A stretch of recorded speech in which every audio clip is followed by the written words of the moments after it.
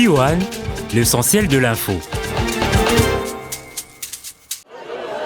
Assez, c'est peut-être l'adverbe que l'on peut attribuer au cauchemar que vivent les habitants du quartier Eradi dans la commune de Selembao, exaspérés par l'insécurité grandissante dans leur contrée. Vol à main armée, extorsion, viol, tous ces mots, à en croire le bourgmestre de Selembao, ont désormais un début de solution. La panacée, c'est l'implantation d'un sous-commissariat de la police qui va désormais dissuader toute personne qui veut nuire à la quiétude de la population. La solution, c'est le renforcement des effectifs. Vous avez constaté que la commune est vaste. Le quartier même où nous nous trouvons est très vaste. Et les effectifs que nous avions ne pouvaient pas suffire à eux seuls de pouvoir protéger la population. Donc nous avons renforcé ces effectifs. De telles initiatives ne pouvaient que rencontrer l'assentiment de ceux qui, pendant de longues années, ont vécu des calvaires pendant les nuits. Nous avons été tellement dérangés ici par des inciviques, des gens qui mal intentionnés. La population a tellement pleuré.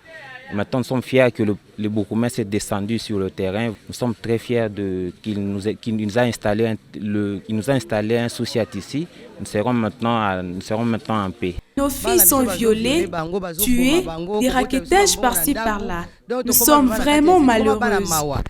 Avec un effectif faible de 60 policiers pour 2 commissariats, la commune de Selembao couvre une superficie de 12 km² pour 350 000 habitants. Des statistiques qui démontrent que l'entité est un véritable repère de criminels, surtout que l'obscurité règne dans cette partie de la capitale. Travaux de renforcement de capacité des membres et personnels de la haute autorité de médias. Le temps a été donné par le président et le directeur général du Conseil supérieur de l'audiovisuel du Royaume de Belgique. Au terme de 5 jours d'échanges avec les régulateurs et le régulé, les experts belges se sont imprégnés de l'expérience congolaise en matière de régulation de médias et ont traduit par la même la manière dont ils ont été marqués par la participation. Nous sommes évidemment, Jean-François et moi, plus que convaincus de l'importance d'un régulateur qui est fort, qui est crédible, qui est respecté dans une démocratie. Et voilà, on a vraiment été touché aussi par l'intérêt de tout le monde. Du côté âme, les mandataires trouvent la nécessité de mettre en évidence les acquis de cet atelier interactionnel. Nous avons conclu ensemble que le métier des régulateurs peut parfois, si pas souvent, se transformer en chemin de croix. Nous le vivons au jour le jour en République démocratique du Congo, mais cela nous soulage quelque peu de savoir que la condition est la même chez les autres régulateurs des médias. Ces assises auxquelles ont pris part également les acteurs de la société civile dont le domaine se rapproche aux médias sont clôturées par la remise des cadeaux de la AM au président et au directeur général du Conseil supérieur de l'audiovisuel belge. Comme dans tout projet, ce sont des résultats qui comptent. Une évaluation s'avère donc nécessaire. L'UNFPA s'est inscrit dans cette logique en tenant une réunion des restitutions de la revue à mi-parcours du programme de coopération UNFPA RDC 2008-2012 en vue de proposer des changements nécessaires. Et je compte sur l'ensemble des partenaires pour leur capacité de faire des analyses fondées sur des faits tangibles. Et c'est ça le défi. Les faits tangibles manquent parce que nous n'avons pas de statistiques. Votre connaissance du terrain pour que le nouveau programme du FINIAP soit orienté pour améliorer l'efficience. Cet atelier de révisitation valait bien sa peine. Comme nous sommes maintenant à l'année 2010, il a fallu qu'on puisse s'arrêter un tout petit moment afin d'essayer de revoir un peu comment évolue ce programme, comment évolue sa mise en œuvre. À ce stade, l'UNFPA se félicite des résultats enregistrés, même si beaucoup reste encore à faire. Nous prions l'Assemblée de se tenir debout. À chacun de ces passages, Dame la pluie entraîne pleurs et désolation dans la ville de Kinshasa. La dernière à s'abattre sur la ville n'a pas laissé le quartier Mousséi dans la commune de Ngalema sans stigmate.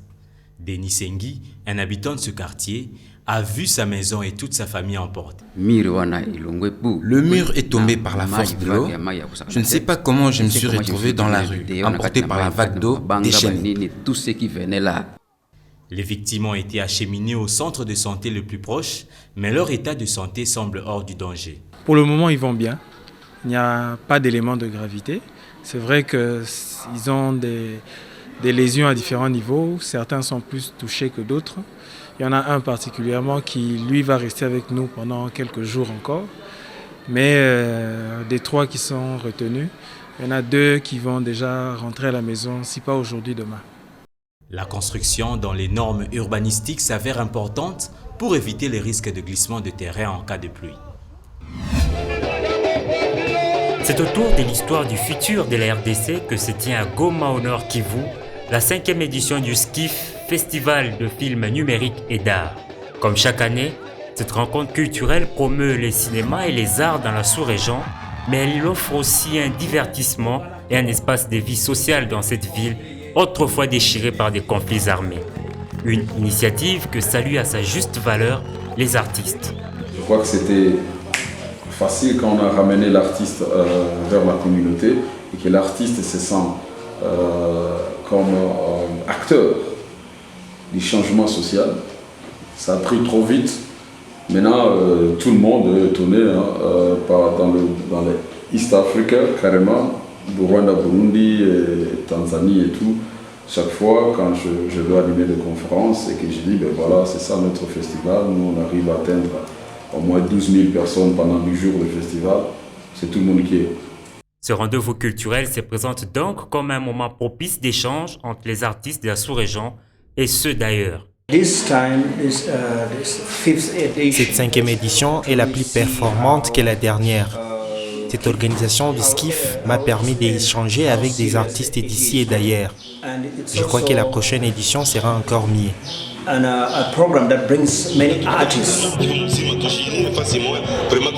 Lancée le 22 octobre dernier, l'édition 2010 poursuit l'ouverture sur d'autres formes d'expression artistique telles que la danse et la musique.